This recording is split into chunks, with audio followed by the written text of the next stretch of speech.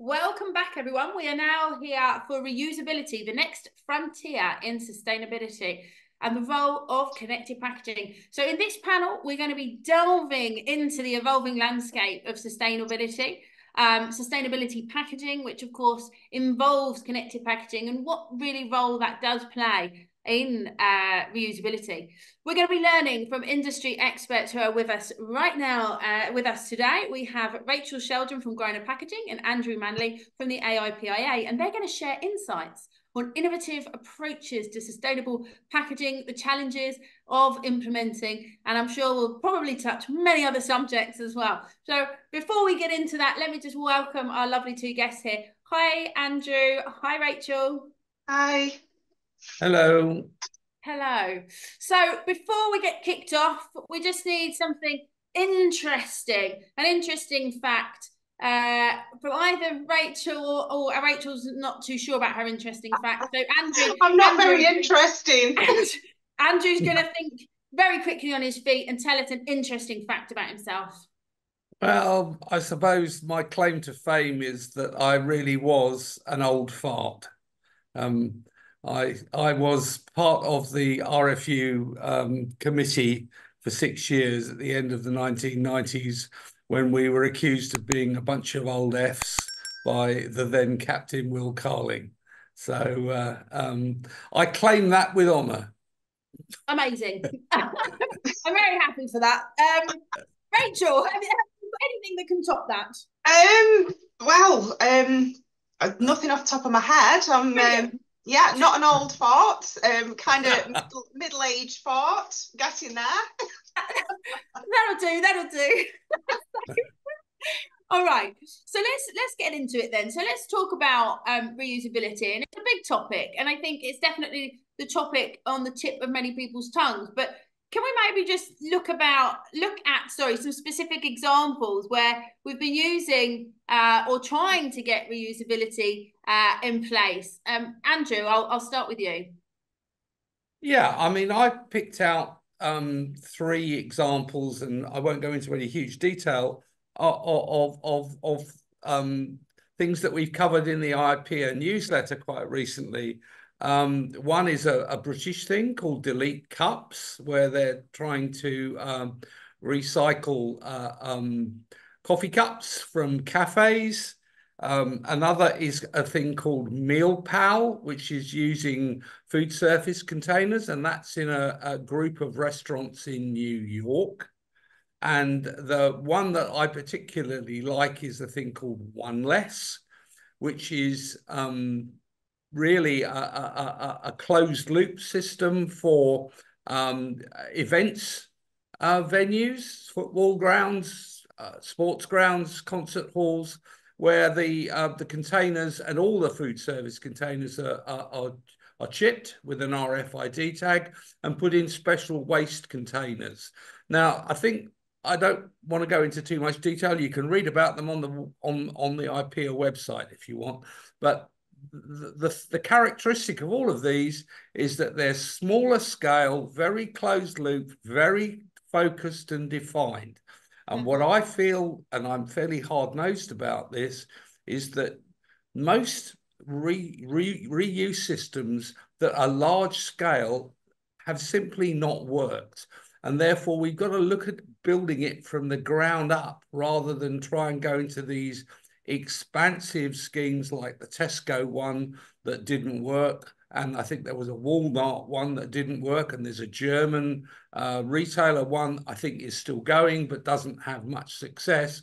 I think we've got to start small, think small, and build the thing up rather than try and go for these huge portfolio type things. And that's my sort of view of the thing. Sure. Rachel, I saw you were nodding along with quite a few things there. So tell us, what have you got to say to that? Yeah, I mean, I think you're completely right, Andrew. And coming from a plastic manufacturer, primarily single-use plastics as well, we're going through this transition into reusables and refill models. And yeah, you're completely right. And I think as well, the connected packaging side of it is absolutely paramount to making all of this work, allowing the tracking Yeah, we've got some really nice projects that we're working on. It's, it says actually wrote into our, sustainability targets now for refill and reuse. So yeah, completely right. It's paramount for sure. What do we think then are some of the challenges that they're not getting right? And Andrew, you kind of said, well, first of all, maybe they're trying to go too big. Is there anything else? I think it's consumer understanding and consumer behaviour. We across the whole connected packaging or smart packaging piece, even in the active packaging area, consumers are yet to fully grasp or understand what's going on, and we need to communicate these things better. And you stand far more chance of doing that in a smaller scale closed loop system where you might have regular customers. You could have them on a grand scale. I mean, the one I mentioned, the meal pack one, involves 25 restaurants in a New York district that they're expanding out to more restaurants. But it is a sort of like a regulars thing, and you can drop the things off at any of the participating restaurants, so you don't have to take it back to the point of origin. And I think those sorts of things where it's easy to understand, easy to use. I mean, they even wash the thing. You don't even have to wash them. So you're making it as simple as possible for people to return for reuse. And I think that's a key element. And while I'm totally not a fan of throwing out every piece of single-use plastic, by the way, I do understand the need to actually use and reuse more again. And I just feel that the big projects and they've been honest about it. I'll give Tesco their honesty. They said that they weren't getting enough returns back to make it viable.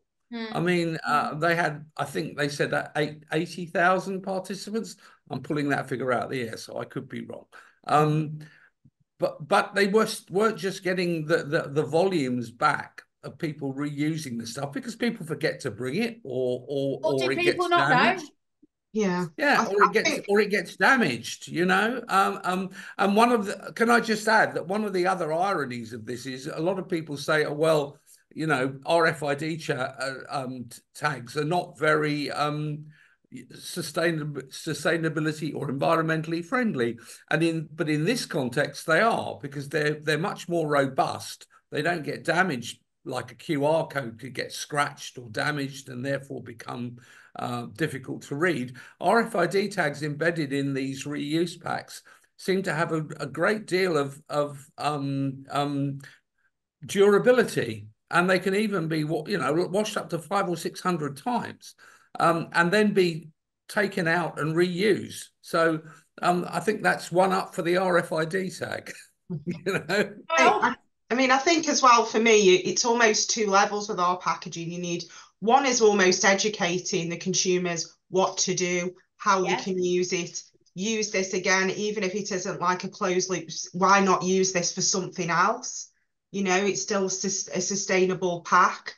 And then the second part of it, which you touched on, Andrew, and we've discussed before, Jenny, is the whole how to deal with that reuse package afterwards when it comes back. Has it been collected? Has it been washed before? Almost like that logistical piece behind the consumer doesn't necessarily see, but is all important to set up a closed loop for reuse. So I think it's almost like two stages. What about cost? Rachel, is there a massive cost? Not well, we all know most packaging is printed, so it can be incorporated really easily with a QR code. That's no extra cost. There's usually black on there, just whack it on the plate, absolutely no problem. You can put labels on. There's obviously applying a label, but it's not a deal breaker. And then obviously there's the RFID tags, which we are actually using and embedding into some of our products now. And as Andrew said, you're getting 600 plus washes out of them sometimes.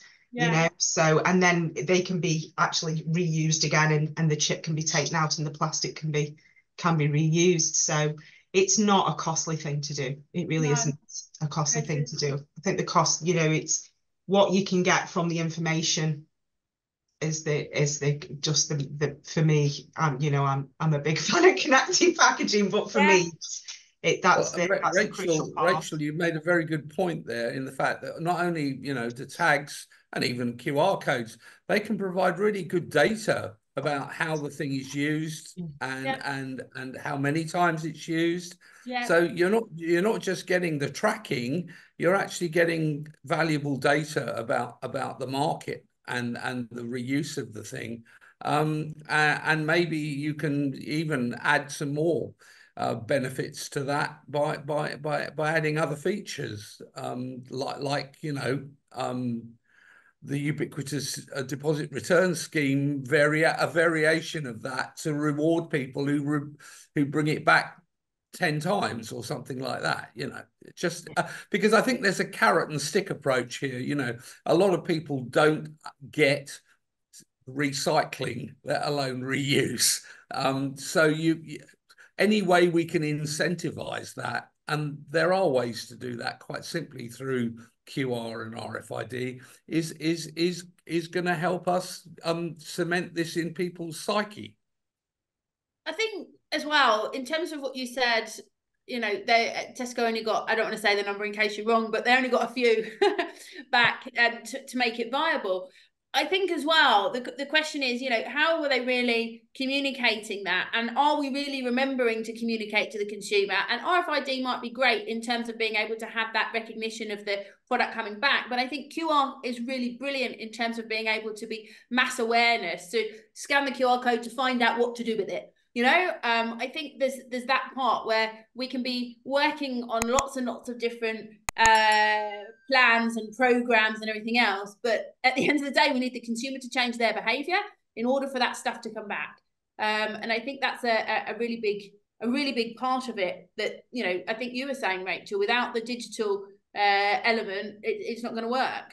I think it's going to be very difficult to be successful at scale. To how on earth are you going to ensure that things are washed, especially, in a almost catering food environment. We need to make sure that these things are not going to make people ill. It's a fundamental part of any project, any refill, reuse, closed loop. It needs some kind of tracking. It kind of, for me, all falls down without that.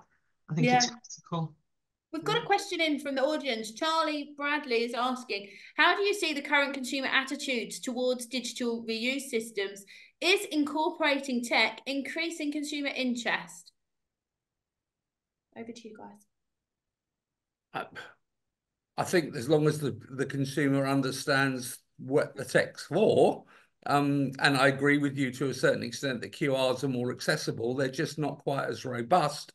And when you're reusing something several hundred times, they can get damaged. But you could use both, right? So if you put absolutely. I'm very pro QR because, as you say, they're more accessible and cheaper, and people actually get them since COVID. So answering the person's question,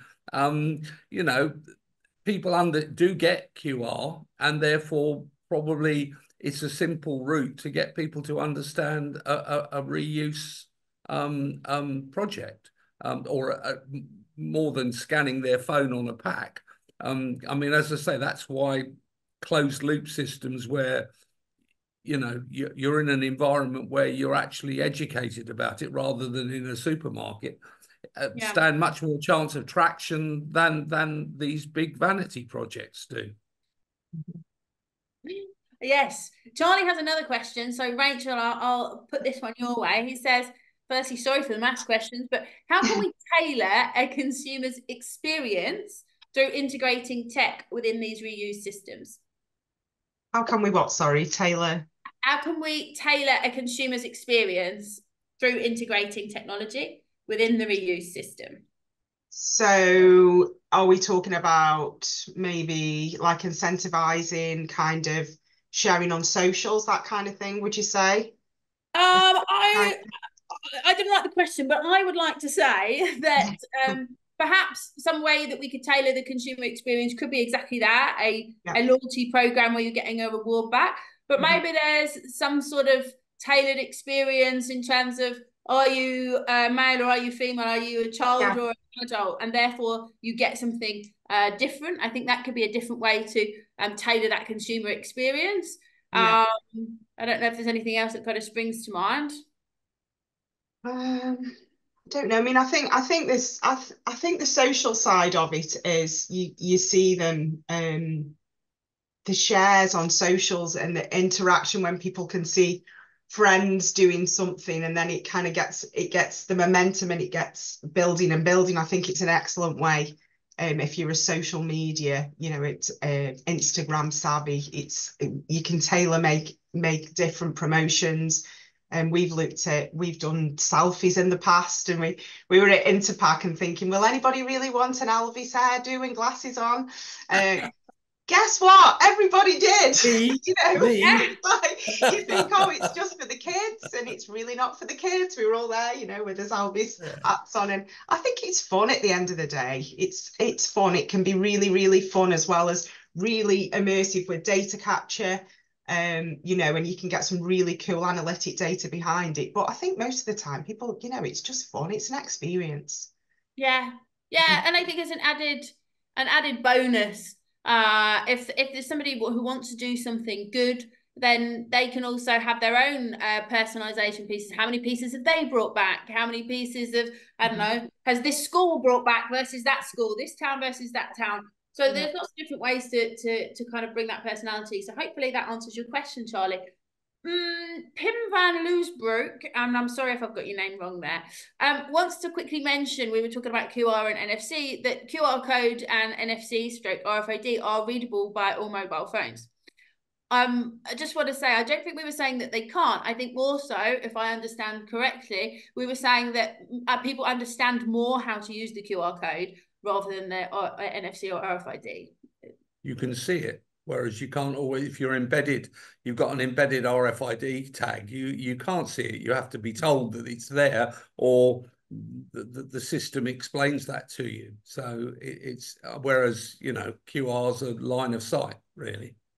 Yeah, absolutely. And maybe you don't know how to turn that on. You just need to open your camera. You just need to open your camera. Maybe you can do that. I think, following up on Rachel's thing, gamification or incentivization or making it fun is a great idea. But at the end of the day, we mustn't overcomplicate this. We must keep it simple and easy to use and understand. And the more layers that we put into it, maybe the more reluctant people become to spend more time on it. So it has to be I think the idea of points being prizes or scores or something like that gets people going. It gets me going. I mean,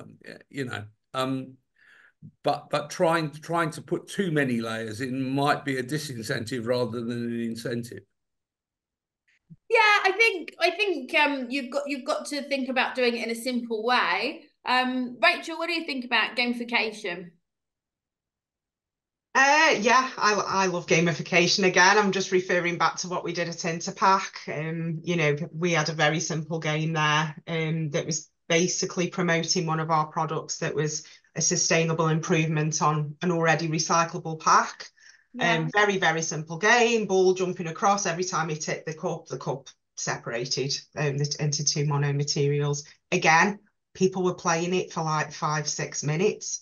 Very, very highly addictive, and then sharing on a leaderboard, and then, oh, look, you know what I mean? It is, but again, it is going back to what Andrew said, keep it simple, keep it really, really simple. The gamification, I think once it starts becoming too much, too laborious, then that's when people start to get bored with it. But you can certainly promote reusability, sustainability, all through gamification quite easily. Yeah, I think we always say, if you've got to read the instructions, if you've got to spend time reading the instructions on how to play the game, it's way too it's way too complex to start with. Charlie's back, and he says, thoughts on NFC versus QR code? Well, NFC allow two-way communications, whereas QR codes are an information portal, aren't they? So, I mean, obviously, if you want to have a communication system, then fine. We're back to what we've just been talking about. Depends how much level you want to go to. How layered that you want the system to be. And at the end of the day, what we're trying to get people to do is to reuse the pack. And we shouldn't lose sight of that. You know? Absolutely. Do you think there's any particular specific industries or product categories where connected packaging for reusability is particularly well suited or more promising? I mean, I think I've got I'm just going to put my plug in now because I got me approval from my customer, but do it. Really, really nice project at the moment, which is a single-use pre-filled coffee that goes, and you may see it on airports or in stadiums or that kind of thing. And we're looking at doing that in a refill, reuse system. So I think it works amazing for anything that's kind of like Stadia.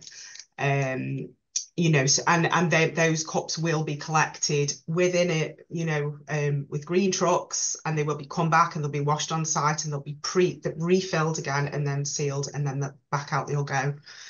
So I think for that, is certainly could be successful with the replacement of single use. And let's be honest, you know, with the enforcements that are coming in globally, it's going to go that way. It will go that way for certain products like coffee, and I'm sure that it will go that way. So I think it's suited really well for that.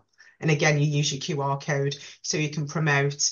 Maybe it's a particular athletics event, you know, so the consumer can learn more about it, go on, do the incentivized gamification, and then it can also be used for the washing, the picking up, the scanning it back in. How many times has it been washed? Has it gone through that process? Has it been pre-filled? Has it been checked? And it's out again. So I think it can work really well for those kind of areas. Anything to add there, Andrew? Any other industry? Yeah, only to re-emphasize one of the things, the projects I mentioned right at the beginning is called One Less, which is for Stadia, for events. And they get a stage further by having a smart bin in the stadia. So when you actually put whatever rubbish you put in to the bin, it'll sort it and take out the reuse bit and put that into a separate place for collection, but still accept normal waste. Which I think is a very elegant solution. So, you know, there are what I'm saying is there are solutions out there that can work, but work in those kinds of environment. 100% with Rachel on that, and I see that's the route to success. Yeah, I think there's so many different things where people are trying at the moment. I think it's important that brands do remain to keep trying, but keep a lot of these things that we've been discussing in mind. We're way over time, so I'm just going to ask you quickly for one thing that you'd like the listeners here to take away. One thing each. Andrew, what's your one thing you'd like people to take away from this? Reuse is a perfectly possible and acceptable thing to do, given the right technologies. Connected packaging. Rachel. And I think as well, from me, you know, connected packaging isn't expensive. I think that's the main thing. It's not expensive, and the benefits just outweigh any cost that's involved in it. The cool data you can get out, find out who your customers are, who's buying your products, not who you just think they are. For me, that would be the takeaway. And, you know, and reuse. It's a behaviour change. It's coming. We're a little bit lazy, especially in the UK and some places like Germany. People bring products back. It will come. We've just got to get with the programme. So try reuse. Brilliant. Thank you so much. Thank you, Andrew. Thank you, Rachel. It's been a great conversation, as always. We are moving on to our last session in a couple of minutes. It's overcoming hurdles, barriers to adopting connected packaging solutions. So stick around. We'll be joined by Mohammed Bassayouni from SIG and Stuart McLennan from Delga Press and Labels and Thahiki from Nestle. So stick around. In a couple of minutes' time, we will be on to that session. Thank you so much, Rachel. Thank you, Andrew. Bye.